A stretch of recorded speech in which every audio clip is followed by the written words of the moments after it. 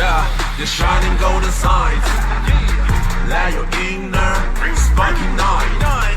Fat and treasure, growing bright. Yo, what's going on YouTube? This is your boy Kamen Spike, back again once again. Today, people, today we're here for #1 Sentai Gozyuger, episode 24. In this episode, we get the return of Lupin Ranger versus powerrangers in this episode, and it was actually pretty freaking dope.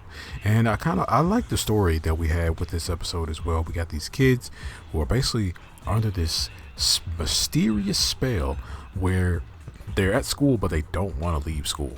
Like, they don't. I'm like, why the duck don't you want to leave school? I get that some people love school, and I get that, but you gotta go home sometimes. You ain't love school that much. Like, I swear to God, like, I never loved school at freaking all, especially not enough to stay there. But yeah, so we see that one student has come to the Gozyuger, well, mostly Sumino, to basically find out, like, what Big wants her to investigate it and see why all the students are acting so freaking weird. So we also see Lupin, the ring warrior for powerrangers, who is basically like the schoolhouse president for the school and things like that, and he's the powerranger ring warrior, and he's chasing the Lupin Ranger ring warrior. And apparently we see Lupin Red, he's chasing this girl, and he turns her into a Sentai key or a Ranger key, and picks her up and puts her in a box, right? Puts her in a box, and then they try to subdue him and things like that, but he just keeps getting away. And basically, the Lupin Red has been kidnapping a lot of students, and the Pata Red ring warrior is trying to figure out why. So we see that the rest of the team, they kind of get to the school and they kind of start investigating everything, and they start seeing all the students, do cool stuff and fun stuff and things like that. But then out of nowhere, red, blue, and yellow, they all get attacked by this mysterious light. And then after that, they start acting really weird. And it turns out everyone has been hit by this mysterious light. And now that they've been hit by this light by a No.1 who seems to be like a camera No.1, he basically makes them like super happy and like full of youth and things like that. And eventually all of our rangers all get hit with this light, and we see that Lupin Red is the one to come and save Sumino, and Green come and saves both of them and takes them back to his place, and he's able to release them from the spell that they were under. And also Goju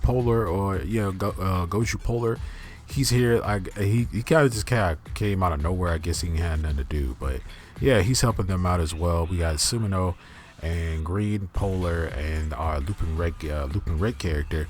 But turns out Lupin Red, the ring warrior who is Lupin Red, he is the mentor to the guy who is Pata Red, and he was actually pretty cool. Like, he's an old man, but he's basically the janitor of the school and things like that, and Pata Red really like disrespects him and stuff. We would see a little bit of his past with the school and stuff, seeing that he was like a principal. Well, he's the principal, and he was also like a martial arts teacher and things like that. And he's basically taking up this mantle of being Lupin Red because he knows what's going on, and he just found the ring. Like, he just found it, and we also see that he's taken out other ring warriors because he has a Bioman ring, a Power Rangers in Space ring, and what was the other? Oh yeah, another ring was given to Mashiro, and this ring, I think it was Gokai Red. I think it was Gokai Red. But yeah, we see that Mashiro changes the ring from gold to blue. Like, I forgot he could do that. I really forgot he could do that. But they basically go in and they basically take on the No.1 monster. A big giant fight ensues, and we see that Lupin Red is able to release our other three rangers from the spell, and we see Lupin Red versus Pata Red, which is an amazing fight. There was also another fight we saw earlier where it was Goju Polar versus Lupin Red and Pata Red, but Lupin, Goshu Polar ends up teaming up with, Lupin Red and stuff. That's how they met. That's how Mashiro gets incorporated into the story, because he was basically looking for more rings to find. But yeah, I still forget that that's the whole point of this. I still forget that they're actually in a ring battle and they're supposed to be taking down other ring warriors and taking their rings. Like, I really forgot that was a thing for a while, because they kind of really haven't been doing that. They've kind of been doing it off screen, and we haven't really been seeing them take out any of them. They're kind of doing that off screen. So yeah, but yeah, the rest of the day, big giant fight ensues. Lupin Red versus Pata Red, and then we see Goju Wolf. We see Hodu. He is going up against Pata Red, and then transforming into his new form, and also fighting Pata Red. And we see everybody else doing their thing. Everybody else is fighting the grunts and fighting the No.1 monster.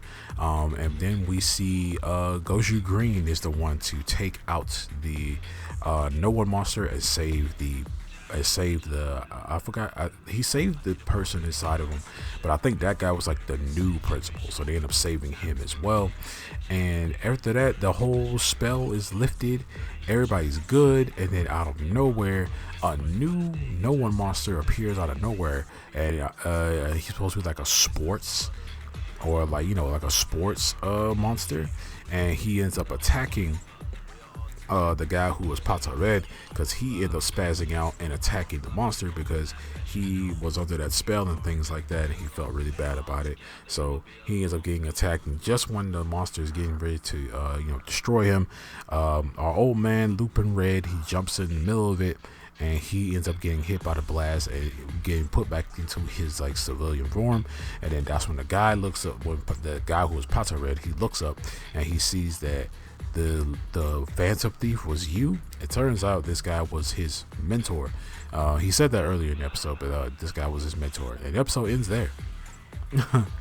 Next episode, we're actually going to see these two ring warriors, Super Ranger and Pata Ranger, as a team up, and we're going to see the auxiliary like forms and stuff that they had from the show, which I'm really looking forward to, because man, I really, and also Kion, Garud is making a new appearance.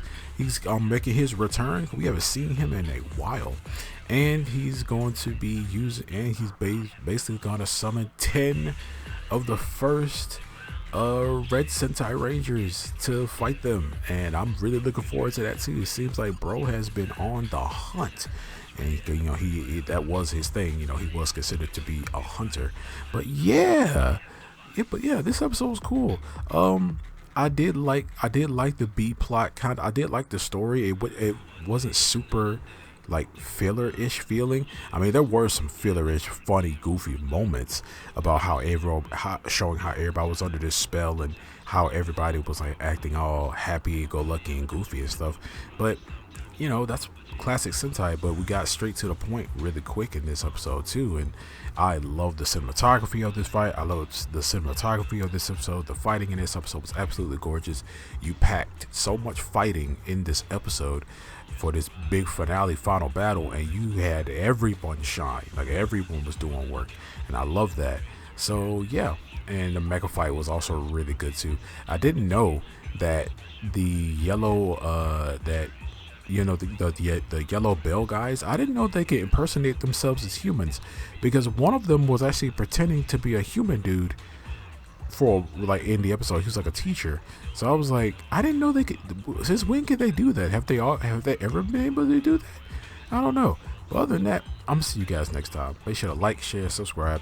If you made it this far in the video, I truly do appreciate it. I'm gonna see you guys next time, and stay henshin.